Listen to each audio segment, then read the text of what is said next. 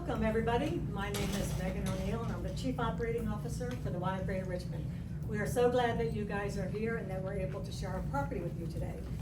You all are very brave coming to one of our biggest campuses and most lively campuses that we have going on this summer. The YMCA has a 170-year history in Richmond serving our communities. One thing that stands, unfortunately, still holds true today is that our older adults remain one of our most vulnerable populations. We stand committed to serve this demographic in three very distinct ways: body, mind, and spirit. At the Y, the body piece of it is about wellness. It's about bringing people together in a very holistic way. The mind is about classes. They come together, they do canasta, bingo, they go on field trips, lunch and learns, and they spend time together. Spirit, they do Bible study, they do coming together and doing worship in different places. We believe at the Y that the only way of doing this is shouldering with other partners in our community. So we're so happy to be here today with you. I turn it over now to Major Chris Healy. Good afternoon, everyone. I am Major Chris Healy with the Henrico County Police Division, and we are actually honored to partner with the Office of the Attorney General, our local law enforcement, prosecutors, and human services agencies to establish the Elder Abuse Investigation Center, dedicated to the protection and support of vulnerable adults aged 60 or over. The center will facilitate the effective investigations and prosecution of abuse, neglect, and financial exploitation cases involving our seniors by bringing together expertise of medical, accounting, and other professionals and fostering interagency collaboration. We create a synergy that provides a robust and effective response to these serious issues. As a former detective who investigated these cases years ago, I've seen the rise of victimization with the advent of technology growing and our population maturing. In 2004, as a detective, we saw maybe 100 cases a year. Now at Henrico, we see over 700 cases a year of just elder abuse, neglect, and financial abuse. It's now my pleasure to introduce Ms. Mackenzie Babichenko, the Commonwealth Attorney for Hanover County. Good afternoon. My name is Mackenzie Babichenko. I'm the Hanover County Commonwealth Attorney. I am absolutely delighted to be here today in support of the kickoff event for the Elder Abuse Investigation Center. So it couldn't come at a better time. We are seeing, as our older population is getting older, we have more and more people who are falling into this category of vulnerable adults. So everybody in this room, I'm sure, has a loved one that falls into this category, whether it be a parent, a grandparent, friend, a neighbor. So we have this growing group of people that we don't want anything to happen to. And unfortunately, because of financial stresses, there are people out there that want to target our vulnerable adults because they need money, but for whatever reason, they're going after and targeting our vulnerable adults, whether it be abuse or financial. And we don't want that to happen.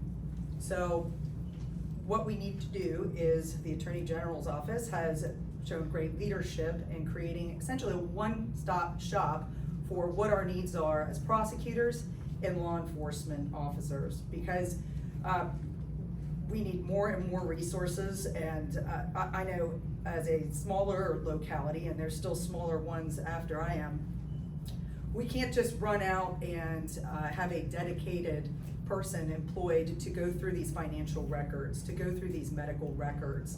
That requires expertise. And these cases can be very, very time intensive. So they are very, very difficult to investigate, and they're even harder to prove in court.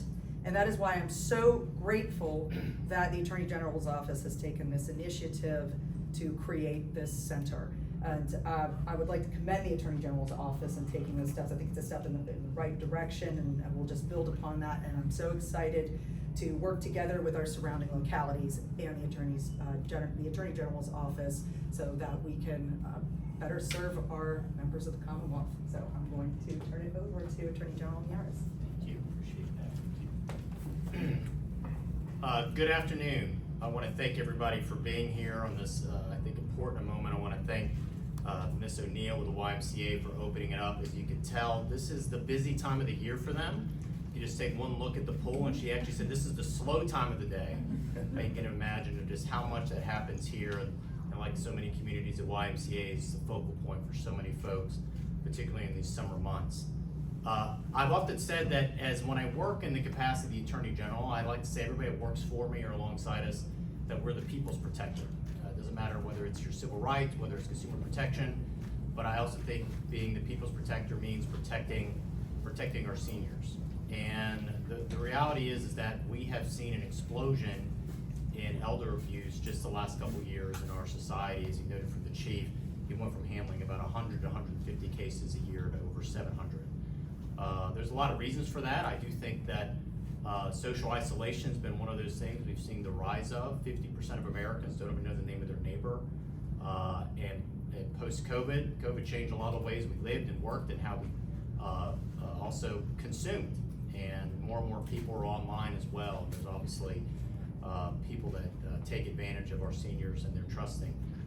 But the reality is that most seniors that are the victims of abuse are tragically abused by people that they know. That they're in a situation of extreme vulnerability. They're in a position where they become completely dependent upon a caregiver. And I want to be clear, the vast majority of caregivers do incredible work, and we want to commend those in the healthcare profession. But like in any profession, there are those bad apples. There are those people that see somebody that's vulnerable and they're going to exploit them. And that is something that has come on our radar. We've seen these numbers. It's incredibly troubling. The Attorney General's office is already somewhat in this space with our healthcare fraud and elder abuse section. It investigates both complaints of elder abuse and neglect and deaths of elders in healthcare facilities. And this is all under the umbrella in many ways of, I think, Virginia's hidden gem, which is our Medicaid fraud unit, led by the legendary Randy Klaus, who is now on his way to retirement. But to give you perspective, we have gotten over $3.5 billion in court order restitution and fines. Our MIFQ in Virginia has the highest statistically reported yearly recoveries of any Medicaid fraud unit in the country. That is including the fact that in some states, their units, the size of their staff, in some cases are double ours. But Virginia, as always, punches above our weight. Now, where is Virginia headed? 1 in 5 Virginians will be over the age of 65 by the year of 2030. It means we have a rapidly aging population. And what we have believed is we need to be a force multiplier with our law enforcement community. This has been in many ways the brainchild of Randy Klaus for quite some time. And we have seen in our office, for example, with our Operation Ceasefire, which we've cooperated in 13 cities with both our prosecutors locally, our federal prosecutors, and also law enforcement. We've seen fantastic results with Operation Ceasefire, where crime is down in all 13 targeted cities. And what I have seen is one of the critical components is being a resource and a collaborative nature of law enforcement works. Knowing the left hand, knowing what the right hand is doing is key, and then providing those resources as well. And so part of our job with this is we're announcing now a brand new creation of the Office of the Attorney General Elder Abuse Investigation Center. It's going to be located right here in Central Virginia, and I'm glad to announce already these incredible partners we have, both in Powhatan, Chesterfield, Henrico, the city of Richmond, the city of Hopewell. In Hanover, we have seen already a great interest in those. And we are setting aside money with this center for law enforcement, both to work in a collaborative standpoint, but also to provide resources. For example, somebody that is elderly is 300 times likely to be abused by a caregiver.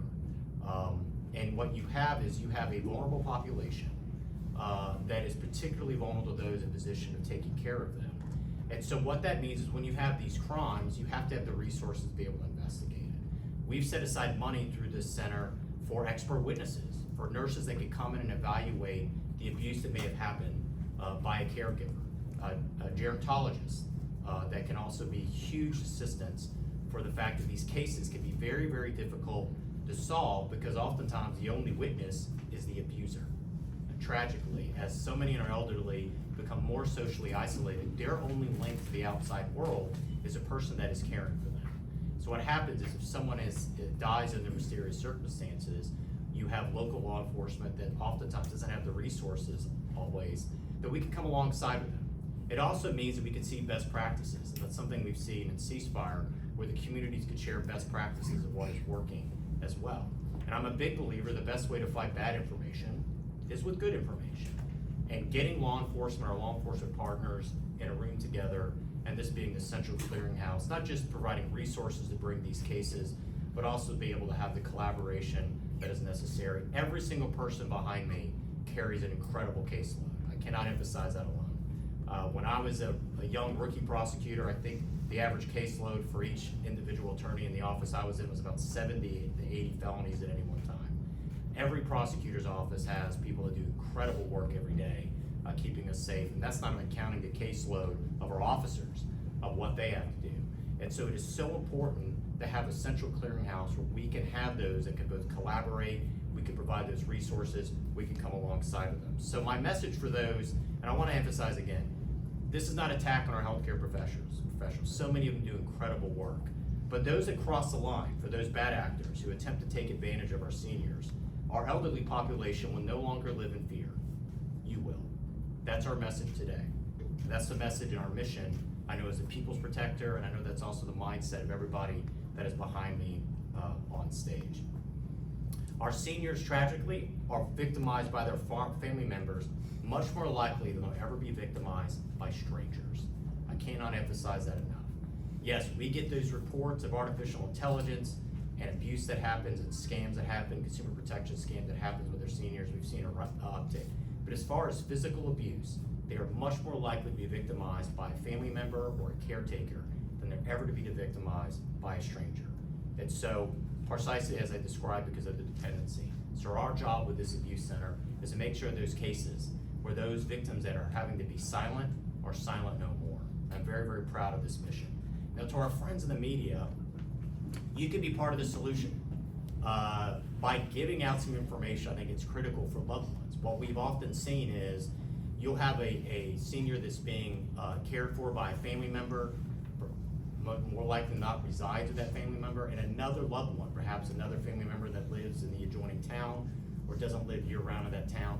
What are the signs to look for? What do you look for if you suspect you have a loved one that's being victimized either by a caregiver or tragically even another family member of elder abuse and neglect?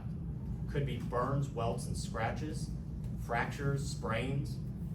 They come and visit their loved one unexpectedly and find them unexpectedly restrained, tied to a bed or chair.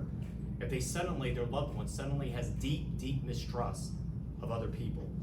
If they live in an unsanitary, unsafe housing situation. If they find that every time they visit their loved one, there's inadequate or inappropriate clothing. General sense of malnutrition, where their loved one suddenly loses a deep interest in any type of eating. An untreated medical condition that should have been a minor medical condition, but they've seen have gotten out of control. Or it has been a while if you ask them, mom or dad or papa or mama, have you taken your medication? They've indicated it has been weeks upon weeks before they've had their prescription fulfilled. Those types of issues are red flags as well, that they can contact their law enforcement or in the future our Elders Abuse Center to begin the process of protecting our elderly population.